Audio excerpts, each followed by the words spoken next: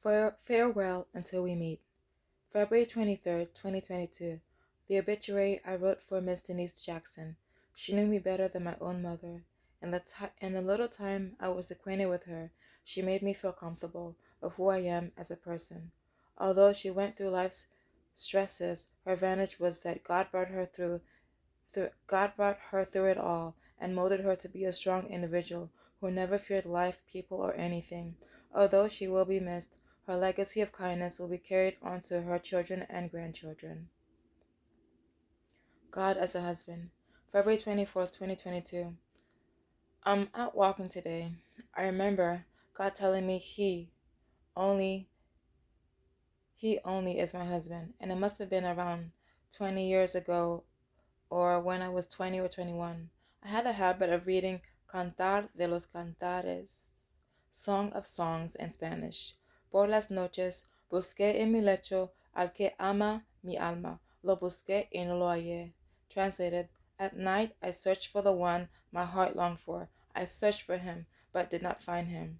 I remember feeling an intense fire in my heart as I said that. The seemingly interesting part is opening up the Bible, and one part stood out. The Lord your God is your husband. I remember quickly closing the Bible and telling myself, how could God be a husband? He's not even human. There was a song the Holy Spirit had given me the tune for and helped me write. There's a part of it that says, Pero el amor por tanto esperé, por mucho tiempo se pasó.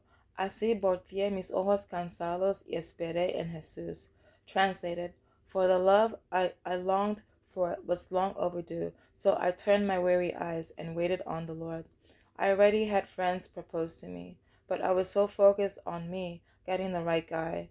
I didn't choose one friend because he had an anger problem. He had already introduced me to his mother, and his mother gave me a sign of approval like a nod, which I didn't understand at the time.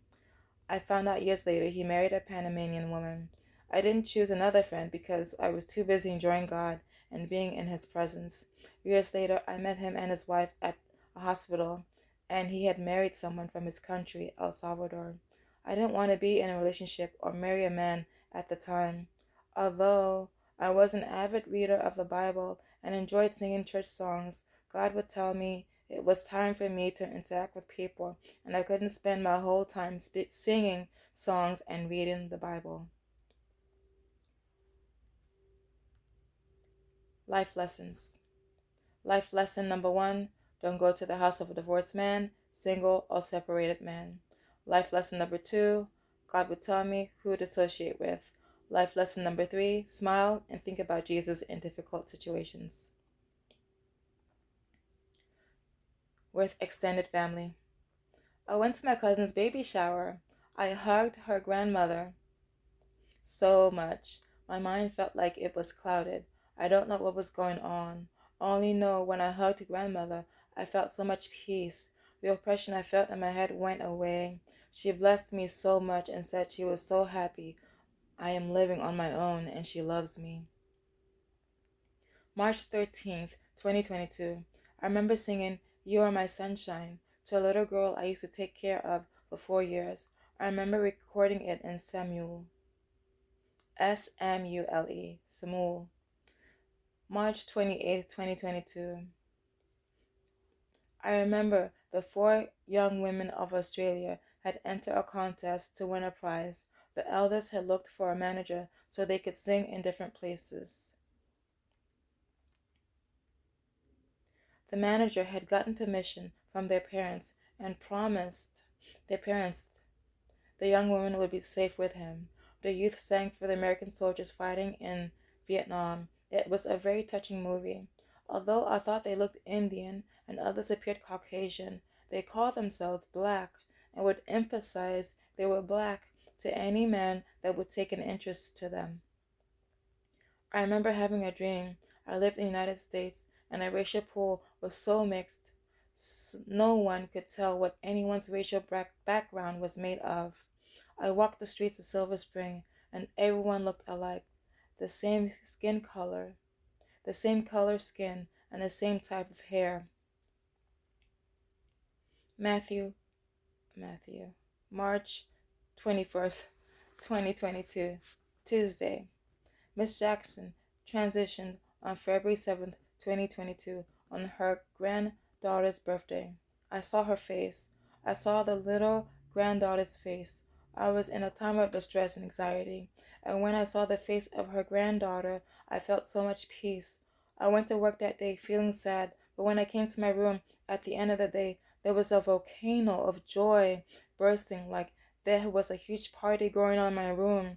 I knew Denise was in heaven, just like I knew Jose Antonio was in heaven on the day I was preparing to go to his funeral.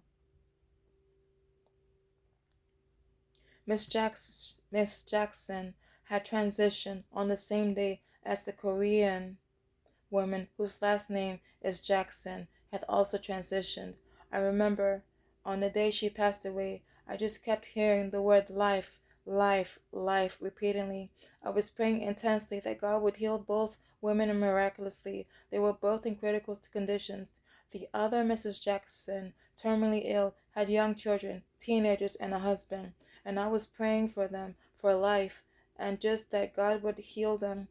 I just kept hearing life, life, life over and over again. And then for some reason I had an impulse to stop praying.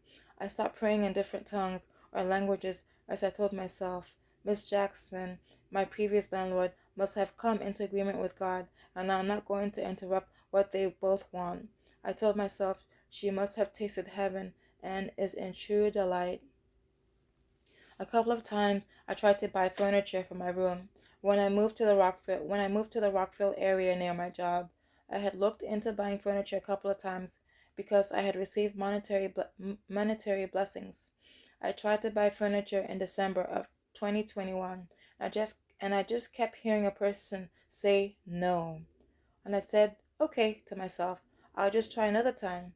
I tried to buy furniture January 2022, and I just felt the same resistance not to buy furniture, and I tried another time to buy